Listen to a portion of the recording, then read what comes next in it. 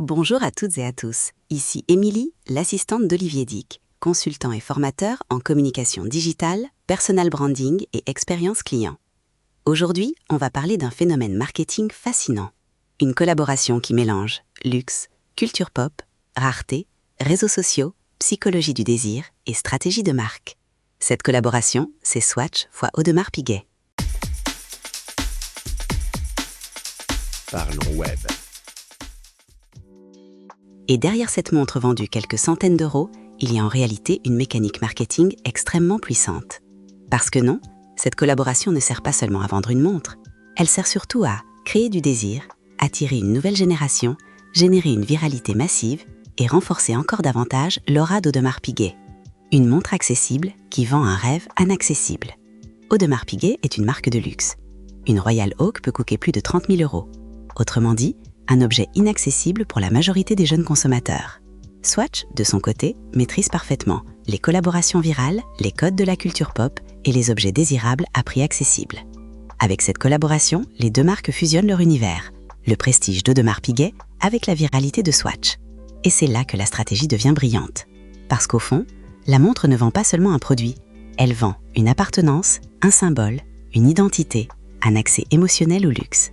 Le vrai objectif, les clients de demain. Et c'est probablement la partie la plus intelligente de cette stratégie. Audemars Piguet ne pense pas uniquement aux ventes immédiates. La marque pense aux futurs clients du luxe. Aujourd'hui, un jeune actif ne peut peut-être pas acheter une Royal Oak, mais il peut suivre la marque sur Instagram, regarder les vidéos TikTok, participer à un drop, faire la file devant une boutique, publier sa montre sur les réseaux. Et progressivement, il entre dans l'univers mental de la marque. Le luxe fonctionne énormément sur le rêve, l'aspiration, le statut et la projection sociale. Audemars Piguet plante une graine aujourd'hui pour créer du désir à long terme. La rareté, le moteur psychologique le plus puissant. Maintenant, parlons du vrai déclencheur émotionnel de cette collaboration. La rareté. File d'attente, rupture, revente, stories Instagram, TikTok, FOMO. Et plus le produit semble difficile à obtenir, plus il devient désirable. C'est un mécanisme psychologique extrêmement connu. La rareté augmente la valeur perçue, même quand le produit reste relativement accessible. Et Swatch maîtrise parfaitement cette logique.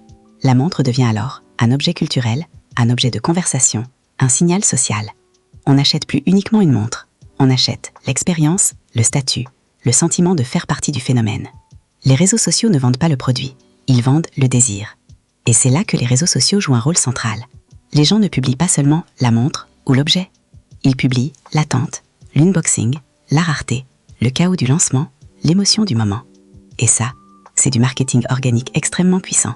Chaque publication devient une publicité gratuite pour la marque. Et chez les nouvelles générations, un objet devient désirable parce qu'il circule socialement, pas uniquement parce qu'il est cher. Pourquoi cette collaboration ne détruit pas l'image luxe? Beaucoup se posent la question. Est-ce qu'une collaboration accessible ne risque pas de banaliser la marque? En réalité, c'est l'inverse, parce que la version accessible agit comme une porte d'entrée émotionnelle, pendant que la vraie Royal Oak reste rare, inaccessible, prestigieuse. La collaboration ne détruit pas le luxe. Elle amplifie son désir. C'est ce qu'on appelle un effet de halo. La marque devient plus visible, plus culturelle, plus moderne, sans perdre son prestige. Le vrai enseignement marketing. Et c'est probablement le point le plus important. Aujourd'hui, les marques ne vendent plus uniquement des produits. Les marques les plus fortes vendent des symboles, des émotions, des communautés et des expériences sociales. Le génie de cette stratégie, ce n'est pas la montre. C'est la capacité à orchestrer l'attention, la frustration, la désirabilité et le sentiment d'appartenance. Parce qu'aujourd'hui, la perception peut devenir plus puissante que le produit lui-même. Et finalement, c'est peut-être ça le vrai défi des marques modernes.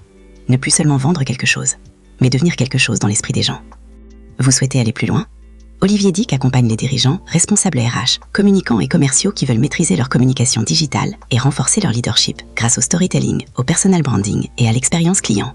Que ce soit pour créer des formations sur mesure alignées avec vos enjeux stratégiques, organiser des ateliers pratiques autour des réseaux sociaux, de la vidéo et du marketing digital, ou bénéficier d'un accompagnement concret pour renforcer votre visibilité et votre impact, Olivier met son expertise au service d'une communication plus humaine, plus cohérente et surtout plus mémorable. Merci pour votre écoute. N'oubliez pas de vous abonner.